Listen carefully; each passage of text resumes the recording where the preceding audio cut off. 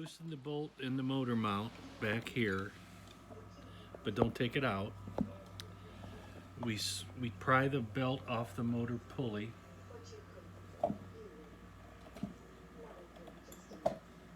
There, then off the wheel. We put the new belt across the wheel into the groove in the wheel,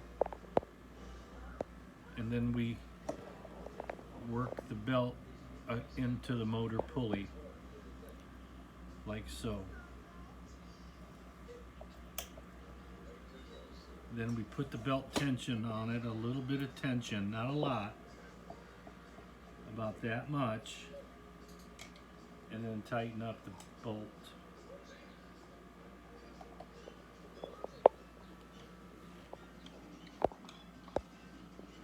And that's it. That's kind of the belt size of the belt tension you want right there.